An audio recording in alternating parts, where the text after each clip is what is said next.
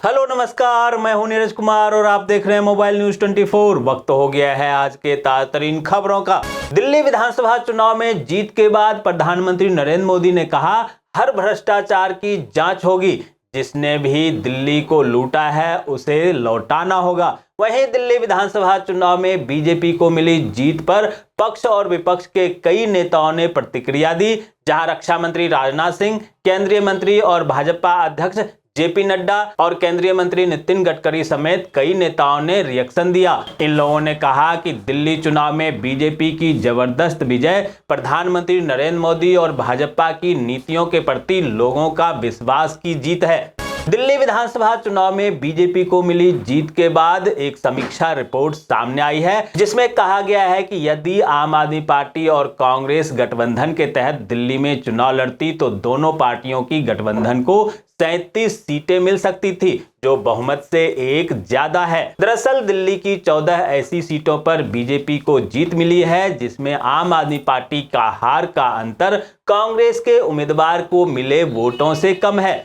प्रधानमंत्री नरेंद्र मोदी कल से 3 दिवसीय फ्रांस के यात्रा पर जा रहे हैं, जहां उनकी मुलाकात फ्रांस के राष्ट्रपति इमैनुअल मैक्रोन से होगी। इस यात्रा से भारत फ्रांस रणनीति संबंधों को नई मजबूती मिलेगी और रक्षा, विज्ञान, व्यापार और रक्षा के क्षेत्र में गहरा सहयोग स्थापित होगा। वहीं 12 और 13 फरवरी को पीएम नरेंद्र मोदी अमेरिका के यात्रा पर जाएंगे। कांग्रेसी सांसद और लोकसभा में विपक्ष के नेता राहुल गांधी के खिलाफ उड़ीसा में एफआईआर दर्ज की गई है, जहां उड़ीसा के झारसुगुड़ा पुलिस थाना में राहुल गांधी के खिलाफ भारतीय न्याय संहिता की धारा 152 और 197 के तहत मामला दर्ज किया गया है। राहुल गांधी पर कथित तौर पर जानबूझकर राष्ट्र विरोधी बयान देने का आरोप लगा है। रेल मंत्री अश्विनी वैष्णव आज बिहार के बेतिया आएंगे, जहां बेतिया में कार्यक्रम को संबोधित करने के उपरांत रेल मंत्री ट्रेन मार्ग से बापूधाम मोतिहारी वाया मुजफ्फरपुर रेलखंड से होते हुए पटना भी जाएंगे और बिहार को कई सौगात दे सकते हैं। दोस्तों, आगे बढ़ने से पहले आपसे रिक्वेस्ट है कि अगर आपने अभी तक इस न्यूज़ को लाइक और कमेंट नहीं किया है तो प्लीज़ लाइक और कमेंट कर दीजिए, क्योंकि आपके लाइक और कमेंट का मैं कब से इंतजार कर रहा हूं। और जैसा कि आपको पता है, कमेंट करने वाले लोगों के नाम हम न्यूज़ के लास्ट में बताते हैं, इसलिए न्यूज़ को लास्ट तक जरूर देखिए। डॉक्टर नित्यानंद की 99वीं जयंती के अवसर पर आज देहरादून में डॉक्टर नित्यानंद स्मृति मंदिर का शिलान्यास समारोह आयोजित किया जाएगा। इस समारोह का उद्देश्य डॉक्टर नित्यानंद के कार्यों को निरंतर गति देना है। छत्तीसगढ़ के मुख्यमंत्री विष्णुदेव साय कल से 2 दिवसीय जगदलपुर यात्रा पर हैं, जहां दुर्ग और धमतरी जिले में वे आज नगरीय निकाय चुनाव के प्रत्याशियों के समर्थन में भव्य रोड शो करेंगे। प्रयागराज में अमृत स्नान के बाद नागा साधु आज काशी में प्रवेश करेंगे और सदियों से चली आ रही परंपरा को निभाते हुए नागा साधु श्री काशी विश्वनाथ के दर्शन कर सनातन धर्म की ध्वजा को अनंत काल तक फहराने का आशीर्वाद लेंगे। राष्ट्रपति द्रौपदी मुर्मू प्रयागराज में चल रहे महाकुंभ में कल आस्था की डुबकी लगाएंगी और फिर अक्षय वट और बड़े हनुमान जी के मंदिर में पूजा दर्शन करेंगी। उनके आगमन को लेकर प्रयागराज मेला प्राधिकरण तथा जिला पुलिस और प्रशासन की ओर से तैयारियों को अंतिम रूप दे दिया गया है। जन सुराज पार्टी ने बिहार विधानसभा चुनाव में सभी 243 सीटों पर चुनाव लड़ने का ऐलान किया है, जहां पार्टी के युवा प्रदेश अध्यक्ष आनंद मिश्र ने कहा कि विभिन्न राजनीतिक दलों ने बिहार को जानबूझकर पीछे रखने का काम किया है। इसी को बताने के लिए हम लोग पूरे बिहार में युवा संघर्ष यात्रा चला रहे हैं। दिल्ली विधानसभा चुनाव में जीत हासिल करने के बाद कार्यकर्ताओं को संबोधित करते हुए पीएम नरेंद्र मोदी ने कहा, दिल्ली की असली मालिक सिर्फ और सिर्फ दिल्ली की जनता है। जिनको मालिक होने का घमंड था, उनका सच से सामना हो गया।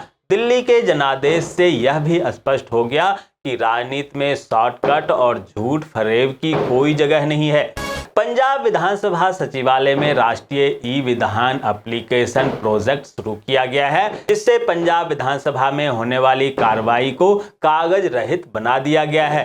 स्पीकर कुलतार सिंह रंधावा ने कहा कि पंजाब विधानसभा का कागज रहित संचालन एक नए युग की शुरुआत का संकेत है। दिल्ली चुनाव में आम आदमी पार्टी की हार पर हरियाणा के मुख्यमंत्री नायब सिंह सैनी ने तीखी प्रतिक्रिया दी। उन्होंने कहा कि अरविंद केजरीवाल ने हरियाणा की मिट्टी का अपमान किया। जब वे हरियाणा के नहीं हो सके तो दिल्ली के कैसे हो सकते हैं। यूपी के सीएम योगी आदित्यनाथ ने उत्तराखंड के पौड़ी जिले में कई निर्माण और सौंदर्यीकरण कार्यों का लोकार्पण किया। इस दौरान उन्होंने अपने पैतृक गांव पंचूर का भी दौरा किया और वहां स्कूलों का निरीक्षण किया, जहां योगी आदित्यनाथ ने कहा कि अपने विद्यालय में आकर उन्हें बेहद खुशी हुई है। विद्यालय अब एक नए स्वरूप और आधुनिक सुविधाओं से सुसज्जित दिख रहा है। छत्तीसगढ़ नगरीय निकाय चुनाव के दौरान कांग्रेस पार्टी को एक बड़ा झटका लगा, जहां कांग्रेस के प्रदेश अध्यक्ष दीपक बैज के करीबी और युवा कांग्रेस के विभिन्न पदों पर कार्य कर चुके आशीष मिश्रा ने अपने 50 समर्थकों के साथ कांग्रेस छोड़कर बीजेपी ज्वाइन कर ली है, जिन्हें मुख्यमंत्री विष्णुदेव साय और भाजपा प्रदेश अध्यक्ष किरण देव ने भाजपा का गमछा पहनाकर पार्टी में स्वागत किया। वन भूमि पर अधिकृत अतिक्रमण हटाने के हिमाचल प्रदेश हाईकोर्ट के निर्देश के जवाब में राज्य सरकार ने इस मुद्दे की समीक्षा के लिए एक उप कमेटी समिति गठित की है, जिसे लेकर राजस्व एवं बागवानी मंत्री जगत सिंह नेगी ने बताया कि अतिक्रमण सिर्फ समान मुद्दा नहीं है, क्योंकि समय के साथ अलग अलग नीतियां अपनाई गई है।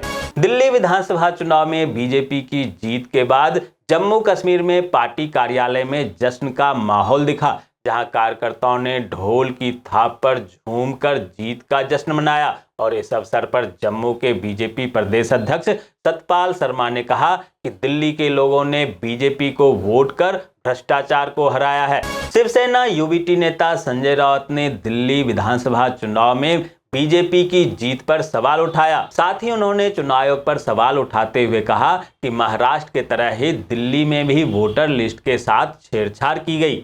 दिल्ली के चुनाव नतीजे पर प्रतिक्रिया का दौर जारी है, जहां 27 साल बाद बीजेपी की दिल्ली में वापसी को लेकर राजस्थान के मुख्यमंत्री भजनलाल शर्मा ने कहा कि दिल्ली में डबल इंजन की सरकार बनने से विकास होगा। उन्होंने सोशल मीडिया हैंडल एक्स पर हैशटैग का इस्तेमाल करते हुए लिखा, दिल्ली के दिल में मोदी।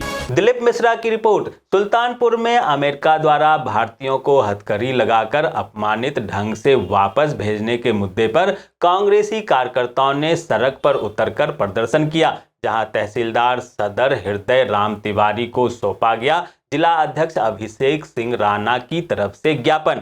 रामपुर से फरहान खान की रिपोर्ट। रामपुर के बिलासपुर में जमीन विवाद सामने आया है, जहां समाजवादी पार्टी के नेता अनस खां सहित कई लोगों के खिलाफ एसपी रामपुर विद्यासागर मिश्र को पत्र देकर पीड़ित महिला सीमा ने कार्रवाई की मांग की। वहीं इस मामले में एसपी रामपुर विद्यासागर मिश्रा ने पुलिस को जांच के आदेश दिए हैं। दोस्तों, मैं देख पा रहा हूं कि आप में से बहुत सारे लोगों ने इस न्यूज़ को लाइक किया है और कमेंट भी किया है, लेकिन अभी भी कुछ लोग बाकी हैं जिन्होंने न्यूज़ को लाइक और कमेंट नहीं किया है। उनसे भी आग्रह है कि वो भी न्यूज़ को लाइक कर दें, कमेंट कर दें, साथ में शेयर भी कर दें। और अब बारी है कल के न्यूज़ पर कमेंट करने वाले लोगों के नामों की। उनके नाम है शिल्पी बेग बनर्जी, संतोष भटनागर, करुणा चक्रवर्ती, सीताराम लखन, रामनारायण तिवारी, उपेंद्र, विनोद तिवारी, शिवाजी पटेल, कांता प्रसाद, करुणा चक्रवर्ती, प्रेमचंद्र, विपिन कुमार सिंह, दीनबंधु कलसाई, राजेंद्र केलवा, रक्षराम आर्या, अशोक कुमार आर्या, राजेश रॉय, मेदीलाल मौर्य, सुशील पांडे, केपी तिवारी, सुशील पांडे, सुनील कुमार पाथिपाका, गौतम महतो, कृपा शंकर बर्णवाल, जगजीत सिंह, चंद्रजीत, ईश्वरदीन विश्वकर्मा, मेजर सिंह, बंटी हजारिका, बीरू महतो, प्रवीण कलिता और संजय कुमार। तो ये थी आज की ताज़ातरीन खबरें। ऐसे ही खबरों से अपडेट रहने के लिए चैनल को सब्सक्राइब कीजिए, नोटिफिकेशन बेल को दबाइए, वीडियो को लाइक कीजिए और ज़्यादा से ज़्यादा शेयर कीजिए, ताकि आप और आपके जानने वाले रह सकें देश और दुनिया के तमाम खबरों से अपडेट।